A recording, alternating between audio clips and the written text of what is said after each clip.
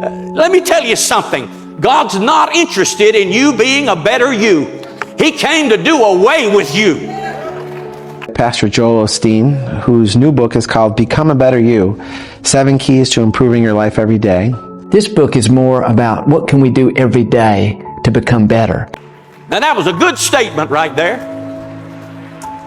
He is not interested in you becoming a better you. He is not interested in you achieving your goals and dreams and desires and ambitions.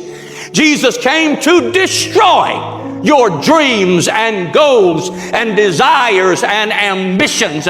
He came to give you a desire for Him and Him alone. Oh, but Pastor, if you trust God, won't He give you the desires of your heart? Yes, and the desire of your heart will be to know Him in the power of His resurrection, the likeness of His sufferings, being made conformable unto His death. What is it about Christians that they just can't be satisfied with Jesus? Why do we buy those books left and right? Why do we do all of that foolishness? Why do we not understand that the faith message is a doctrine of demons? Oh. The prosperity message is a doctrine of demons. Because the faith message and the prosperity message, which are one and the same, are all about manipulating and maneuvering God so you can get what you want. More money, more things. Materialism. Goals. Let me say it a different way, I think. Sir, Jesus Christ did not come to this earth so you could be successful. He came so you could die to you and be alive unto Christ. Jesus does not send the Holy Spirit to enable you to make a better business decision than the next guy so you can achieve, so you can own, so you can have. Jesus Christ sent the Holy Spirit to guide you into all the truth and teach you that as a disciple of Jesus Christ, you have to lay down your own life, your own ideas, your own ambitions, and take up His cross and follow Him every day. If you listen to Joel Osteen, if you are basing your salvation on what he teaches, on his gospel, which is another gospel, you will die in your sins. Wait. If you are basing your salvation on what Kenneth Copeland teaches and all of his little underlings, these word of faith people, if that's what you're basing your salvation on, you will die in your sins and you will go to hell because it's another gospel. If you are enamored with Joyce Meyer and your salvation is based on what she teaches, you will die and face Christ without any hope of going to heaven.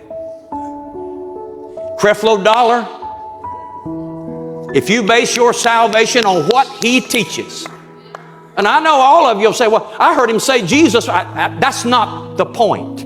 You see, a real man or woman of God will preach the whole counsel of God. Do you understand what I'm saying? It's a false doctrine and a false teacher that only preaches one thing. They say, my thing is faith. Another says, my thing is healing. Another says, my thing is marriages being made better. And another guy has another thing. No, sir! The real gospel is not about one subject. It's not about, some say, well, my gift is to teach on the Holy Spirit. And my gift is to teach. No, it's the whole counsel of God. It's heaven and hell.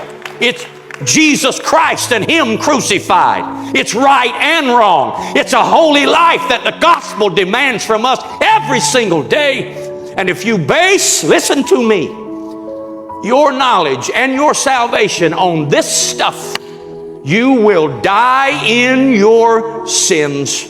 But Pastor, they're helping people. Helping them what? Helping them do what? Helping them to become what? A better you? A better them? Live a higher life? Walk in a higher spiritual plane? No. You're not helped if you're motivated to live more robustly who you are instead of laying down at the feet of Jesus Christ and having the Holy Spirit break you to the point that you say, I don't need anything but Jesus.